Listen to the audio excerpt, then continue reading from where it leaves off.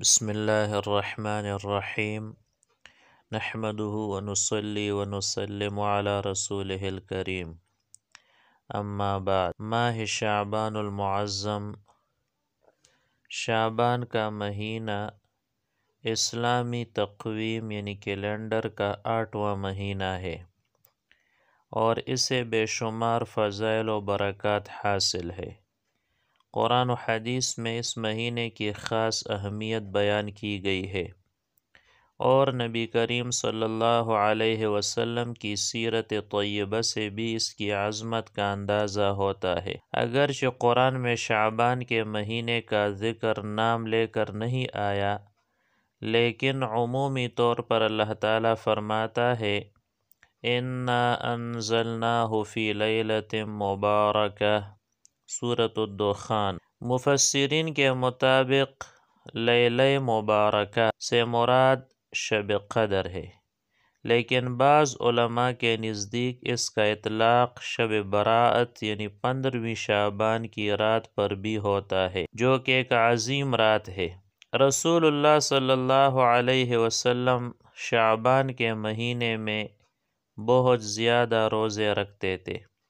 حضرت عائشہ رضی اللہ تعالیٰ عنہ فرماتی ہے کہ میں نے رسول اللہ صلی اللہ علیہ وسلم کو رمضان کے علاوہ کسی مہینے میں اتنے زیادہ روزے رکھتے نہیں دیکھا جتنے کہ شعبان میں رکھتے تھے۔ یہ حدیث اس بات کی دلیل ہے کہ نبی اکرم صلی اللہ علیہ وسلم اس مہینے میں خصوصی طور پر عبادت کیا کرتے تھے۔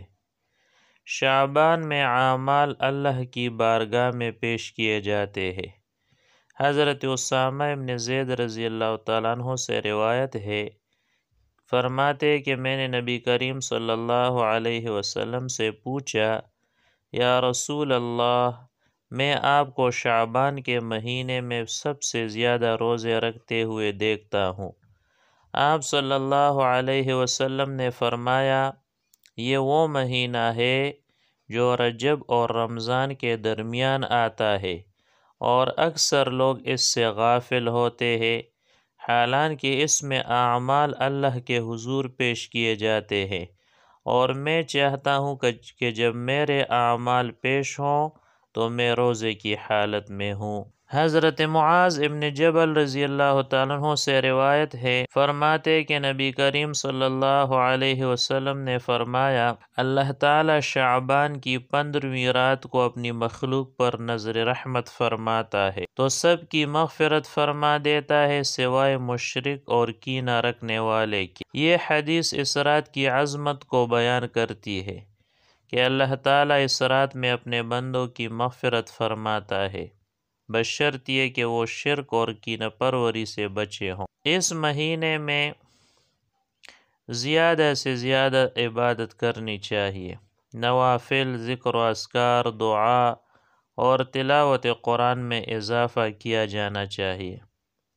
نبی کریم صلی اللہ علیہ وسلم کی سنت پر عمل کرتے ہوئے زیادہ روزے رکھنے کی کوشش کرنی چاہیے، خاص طور پر 13، 14 اور 15 تاریخ کے روزے۔ شب برات کی عبادت یہ ہے کہ اس رات میں استغفار، نوافل، درود شریف اور توبہ و دعا کا اہتمام کیا جائے، کسی سے کینہ اور حسد نہ رکھا جائے، دل صاف کر کے اللہ تعالیٰ سے مغفرت طلب کی جائے۔ ماہ شعبان رمضان کی تیاری کا مہینہ ہے۔ یہ ایک بابرکت مہینہ ہے جس میں اعمال اللہ تعالیٰ کی بارگاہ میں پیش کیے جاتے ہیں۔ اس مہینے میں زیادہ سے زیادہ روزے رکھنے، عبادت کرنے اور اپنے گناہوں کی معافی مانگنے کی کوشش کرنی چاہیے تاکہ رمضان المبارک میں ہمیں زیادہ روحانی قوت حاصل ہو۔ اللہ تعالی ہمیں اس بابرکت مہینے کی قدر کرنے اور اس میں زیادہ سے زیادہ نیکیاں کمانے کی توفیق عطا فرمائے۔ آمین۔ وآخر دعوانا ان الحمد للہ رب العالمین۔